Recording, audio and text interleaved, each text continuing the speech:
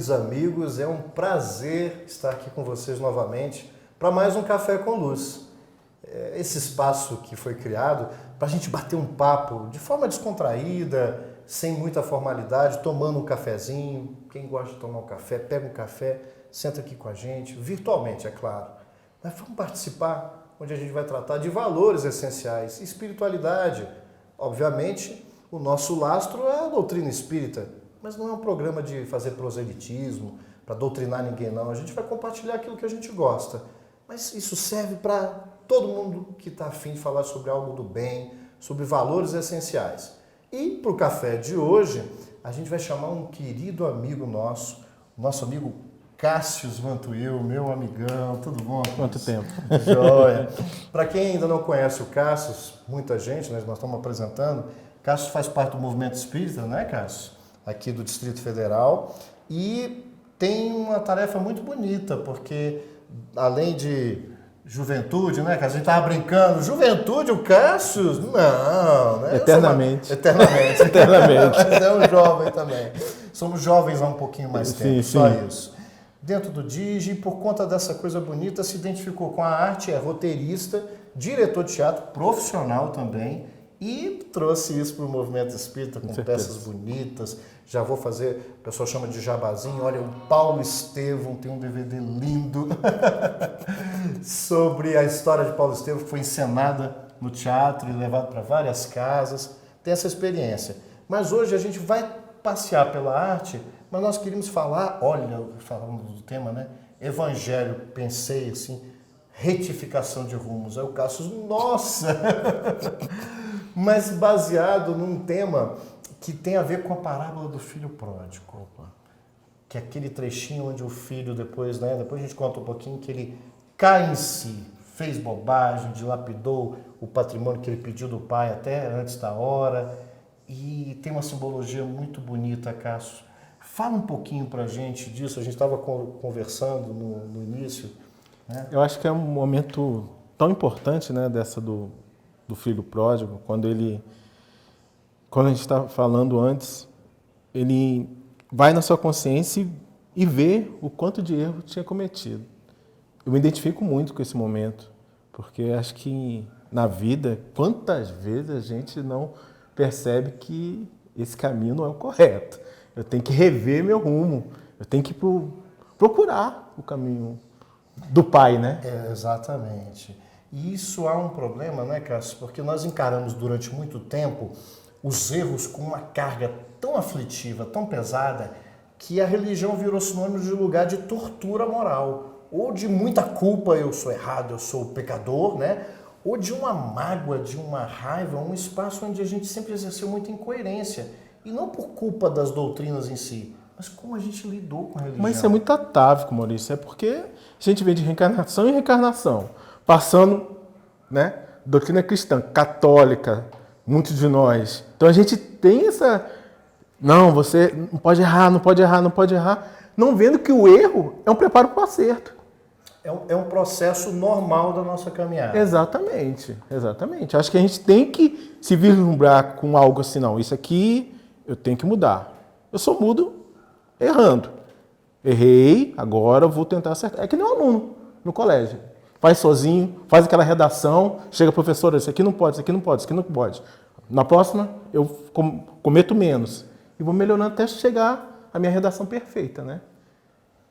Se fosse assim, ele não estaria em processo de aprendizado, né? Exatamente. Então, seria importante, eu acho, que esse olhar, para que a gente visse na parábola do filho pródigo uma coisa muito bonita, porque o pai, né, dentro daquela sociedade da época, Jesus usa símbolos, né? Sim, sim. O pai tinha uma importância muito maior até do que era pra gente. Ele era o centro, né, de tudo. E um filho chegar pro pai e dizer que não, porque ele nem saía do círculo familiar. O filho, que era né, às vezes até o primogênito que ficava, né? Ele era responsável pela continuidade de tudo, os negócios da família, cuidar de todo o clã. E um filho hoje já sair de casa desse jeito já não é... me dá a minha parte. Exatamente. Eu estou querendo seguir meu rumo, né? E para eles tinha um significado ainda pior, porque ele não saía. Ele ficava na comunidade. E o pai na parábola? O que é o pai? Mas o fez? pai... Ele falou, não vai de jeito nenhum, eu vou te deserdar. Que eu acho que a grande lição do pai também, para nós que somos pais, é isso. É saber respeitar o caminho do filho. A decisão do filho. Filho, tô indo. E o pai, então vai. Não podia ter trancado o filho, né? Podia, Vai, não. mas como que o filho iria aprender? Vou te dar uma peia, né? Vou bater em você, né? Que já está ultrapassado em todo sentido. Nem hoje é o recurso aconselhado. Correto. Né? E aí Jesus surpreende. Surpreende. Porque o pai, que é o sinônimo com a parábola, Isso. né? É Deus. E esse Deus está compromissado com a retificação. Só que a nossa retificação é na base... A gente entende retificação no não conflito, necessariamente né? precisa ser. É. A gente entende isso, né? Emmanuel, por exemplo, como diz, né, os mentores espirituais, como diz Emmanuel sobre Jesus, foi em linha reta, né? O processo evolutivo Exatamente. dele. Não dá nem para conseguir entender. Mas pelo amor. A gente pode aprender só pelo amor. Mas, por exemplo, quando a gente não quer o amor, a gente encontra necessariamente a dor para nos trazer de novo para o amor. Então, a família humana não deve, mas pode errar, né? Exatamente, pode. Quem chegou, tá ligando no meio da gravação, já não está estimulando. Não. Mas será que é essa hipocrisia que às vezes a gente, de maneira consciente ou não, coloca na nossa vida a capa do bom religioso? Exatamente. Às vezes a gente julga o outro, né? A esposa, o filho, o vizinho, o colega do trabalho. Ah, não, ele está errando. Não, mas eu também posso cair na mesma situação. Caindo em si, em determinado, eu posso cair no mesmo momento. Eu estou muito enérgico com o meu empregado, ou estou muito solto, estou deixando correr tudo muito solto. Esse caindo em si já foi depois que ele já tinha... Errado muito. Errado né? muito. Quando ele já estava dormindo com os porcos, né? Rapaz, aí você vê as imagens. E o porco, na época, significava aquele animal que, pela cultura judaica, era um animal que eles não Exatamente, comiam. não comiam. E que simbolizava aquilo que era de pior. E é quando Jesus também fala das pérolas aos porcos, né? Também faz aquela referência. Isso, né? mesmo. A gente vai entrar no segundo bloco daqui a pouquinho. Tem o quê? 1 minuto, Rafael? Isso. Olha só. Mas antes da gente ir para o bloco, eu queria que no segundo você fizesse talvez uma analogia com a tua experiência profissional. Eu estou falando de retificação. Sim. Até estrear uma peça, como é que é? Mas segura aí, tá bom? Segura. Vamos para o intervalo, a gente toma mais um cafezinho e na volta, mais do Cassius com vocês.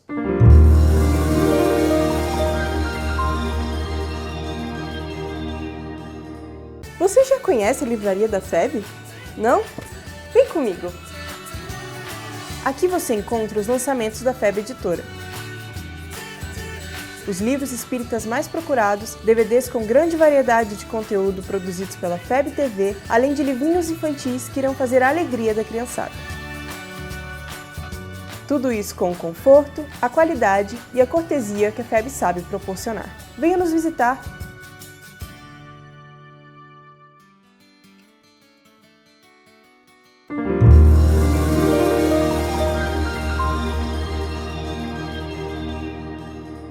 Bom, pessoal, nós voltamos com o nosso Café com Luz. Tá aqui o Cassius, né? Falando aí de caindo em si, né? Da retificação dos nossos rumos.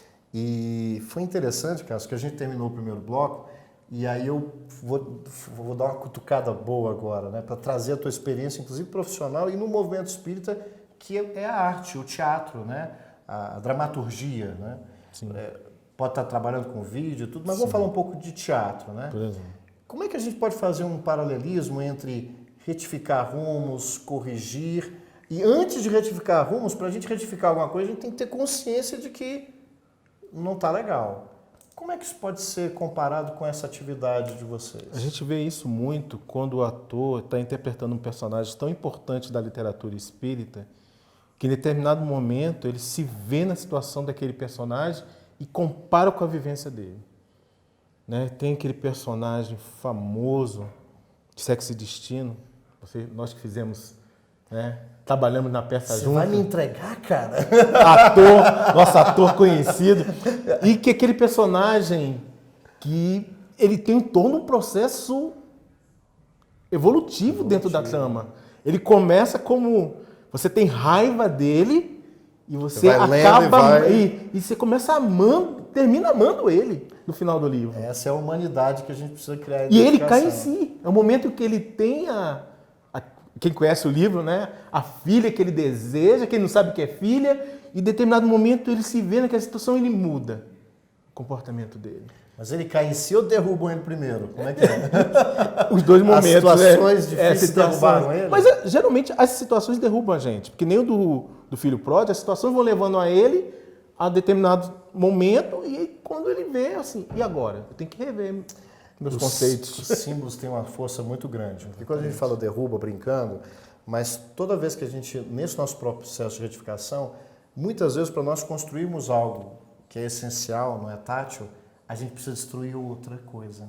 Exatamente. Porque nós vamos criando determinadas construções frágeis dentro da nossa intimidade, valores que são muito perecíveis, focos, que é errar o alvo, né? Isso é muito comum na linguagem das interpretações bíblicas, sim, que o pecado ou o mal, na verdade, é errar o alvo.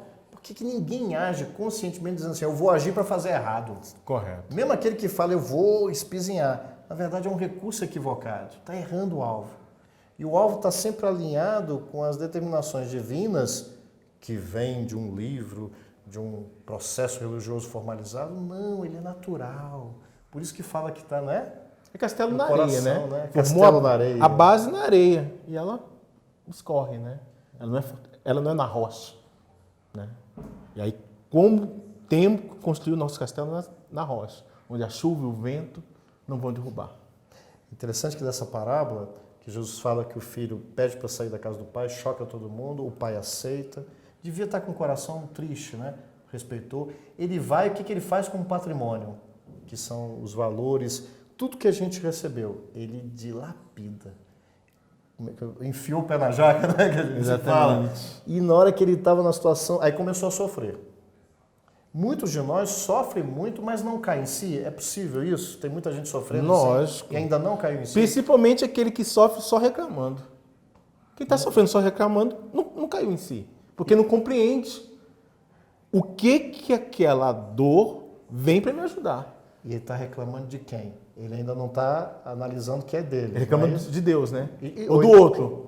Ou do outro. E não é os outros, né? Eu não sei você, né? Vamos fazer um meia-culpa aqui para o pessoal, para eles também se identificarem.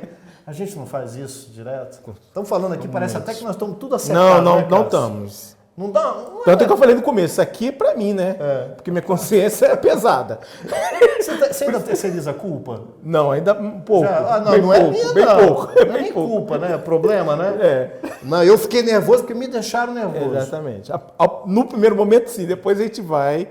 Não, peraí. Eu acho que eu fui muito duro. Eu fiz errado. Não me planejei. Não observei. A gente tem que se permitir sentir, porque se eu ainda sinto raiva, se eu ainda sinto ódio, negar esse sentimento pode causar patologias e doenças sérias. Correto. O problema não é que a gente tem que assumir, para não sou assim, acabou. O problema é alimentar isso. Agora, dessa história, o que eu acho mais importante não é a figura do filho pródigo. É do irmão. Do irmão. Que é o irmão. Então fala aí, ele pegou, estava lá no sofrimento... Aí estava comendo a comida dos porcos, que foi o único trabalhinho que deram para ele depois que ele acabou o patrimônio. Sim. Aí ele lembrou que na casa do pai, nem o servo, e não era nem o escravo não, porque o escravo ainda tinha aquela ordenação. Era o pai, o filho, sim, em ordem, o servo e o escravo, que tinha a figura do escravo. Nem o servo, que tinha uma certa liberdade, comia daquela ração. Comia não era do mesmo jeito, não era do mesmo jeito. E aí ele, lembrando disso, cai em si, e tem uma atitude que pra gente pode parecer pequena, mas é a coragem de retomar. E aí, caindo em si, ele se levanta. Porque não foi lá o pai que pegou e falou, não, vem cá, arrastando ele. Ele se levanta. E aí ele retorna. Quando ele retorna, o outro que estava lá com o pai, o que fez? Fala aí pra gente. Orgulhoso. Fala, peraí, pai, como é que é? Tô aqui o tempo todo contigo, cuidando das coisas, esse outro vem, você recebe de braços abertos, faz uma festa. Nunca deu uma festa pra mim. Nunca deu festa pra mim. E aí o pai dá aquela resposta maravilhosa, né? Fala. Filho, você sabe, você tá comigo o tempo todo. Tudo que é meu é teu. E aí? Vai, continua. E aí, não, acho que termina assim. Mas o bonito disso é que, é isso que você falou, tá certo mesmo. Tudo que é meu é teu. Então a gente esquece que nós somos herdeiros de Deus. Exatamente. Então, A Terra, o universo nos pertence nessa medida. Exatamente. Mas ele não pertence só a mim, pertence a todo mundo. E o filho herda o patrimônio do pai. Exatamente. Então por que essa gana? Exatamente. Por que o olho grande? No outro, né? E o pai, atento, sabia que aquele filho necessitava da acolhida para ele retornar. E você, o que você necessita? Tanto que falam que a parábola tem muita gente que nem usa a parábola do filho pródigo, é a parábola dos Dois irmãos. dos dois filhos. Dos dois filhos. É claro que nós estamos pegando só um pedacinho. Pedacinho. Se a gente fosse aí trazer outras... Não, isso aqui tem muitas nuances. Tem muita coisa. Mas é interessante isso que você colocou, né? A gente se esquece dessa situação e complica os nossos relacionamentos, né? Totalmente. Não é, Cássio? No teatro, por exemplo, como é que a gente faz o processo de apresentar uma peça? É um Como processo doloroso, né? A gente começa muito bem, a gente começa bem tranquilo, durante o processo começa a ter as divergências naturais, somos seres humanos, cada um no seu grau de evolução, começa a ter os atritos, eu não concordo com isso, não concordo com aquilo, a gente tenta contornar, harmonizar, e se a gente conseguir harmonizar, tudo vai bem. Mas nós temos histórias de peças que não vai tudo bem. Meu querido amigo, vou te interromper só um pouquinho. Você vai, segura aí que você vai continuar essa história agora no terceiro e no último bloco. Vamos continuar essa história da peça de teatro e da peça da nossa vida. A gente volta daqui a pouquinho com o nosso terceiro e último bloco.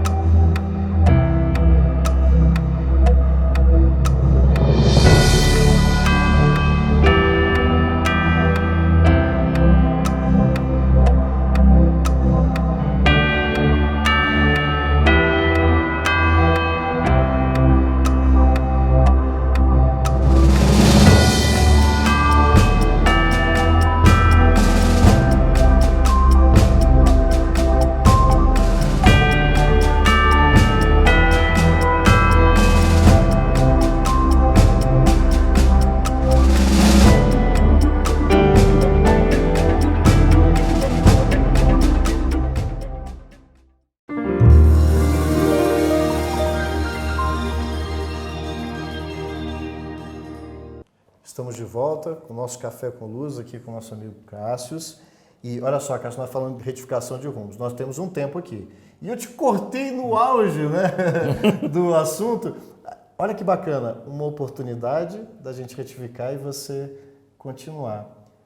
Um espetáculo, o erro, a vida, o café, esse momento, tem essas dificuldades. Erramos um pouquinho, cortamos antes da hora, mas a gente pode trabalhar isso e ficar bom. O erro faz parte do espetáculo, na peça, no palco, na vida?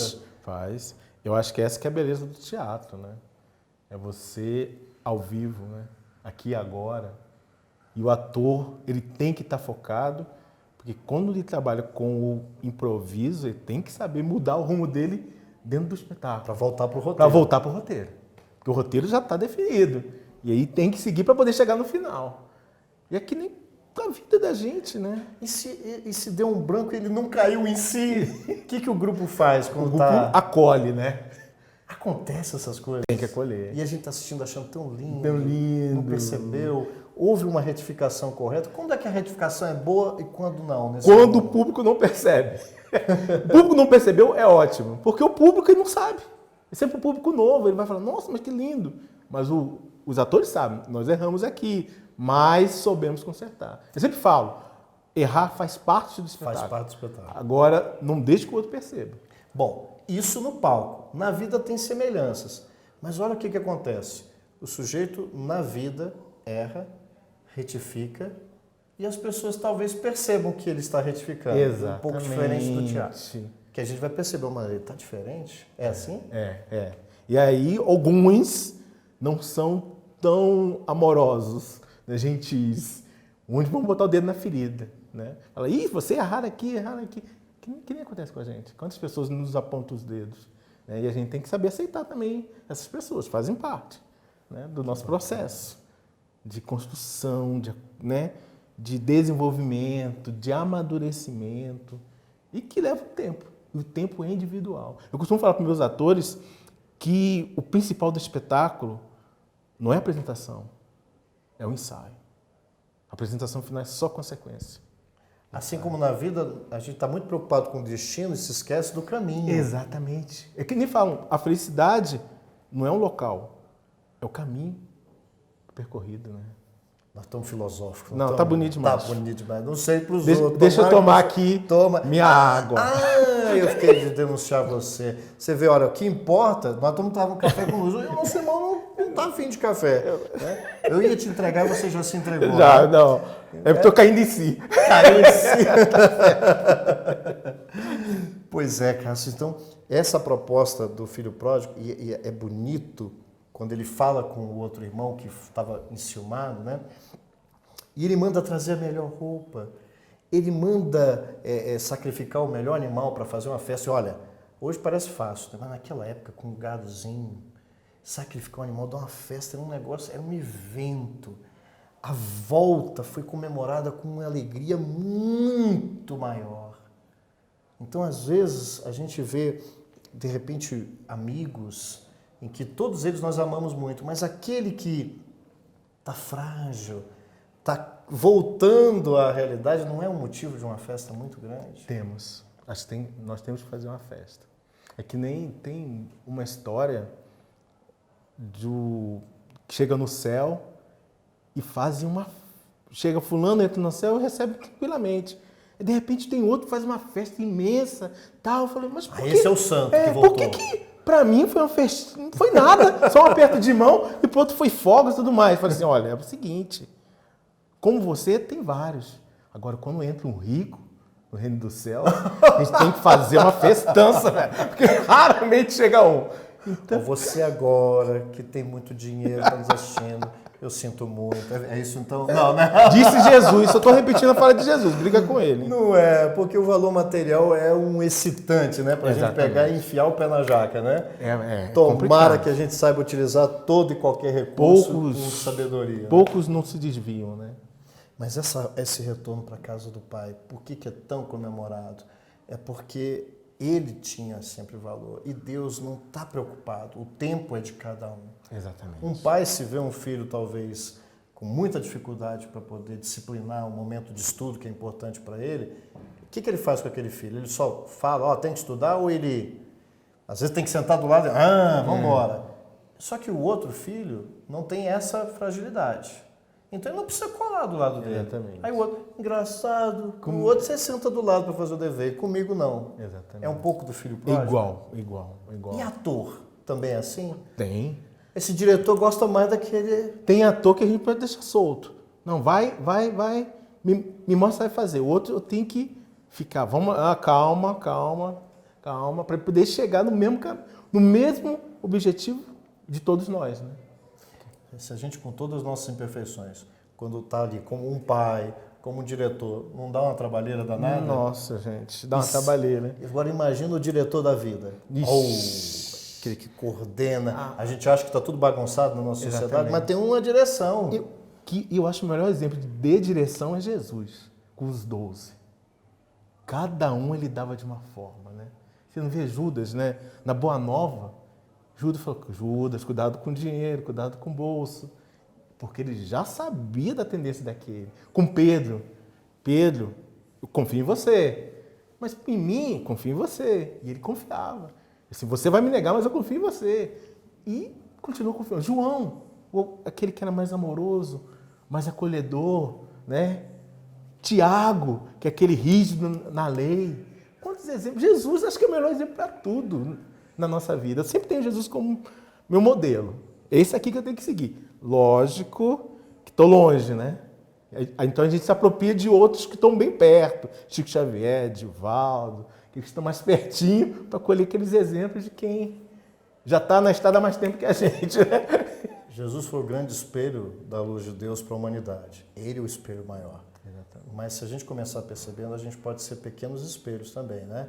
Exatamente. Nós temos um minutinho para finalizar, e aí eu queria que as suas palavras finais, 1 minuto, senão eu vou ter que segurar no seu cotovelo. Não, você e 1 minutinho, luz no palco, luz na vida? Teatro espírita, luz no palco, luz na vida. Brilhe a vossa luz. Isso que Jesus quer. Brilhemos, brilhemos. Nos esforcemos para que essa luz brilhe, né? Como você falou, o espelho está opaco, vamos limpar ele para ele refletir melhor a luz de Deus. Então, meus queridos amigos, agora a gente finalizando mais esse café, brilhe o amor de vocês nas nossas relações. Vamos tomar sempre esse cafezinho, sempre com muito amor, e até o próximo Café com Luz. Obrigado.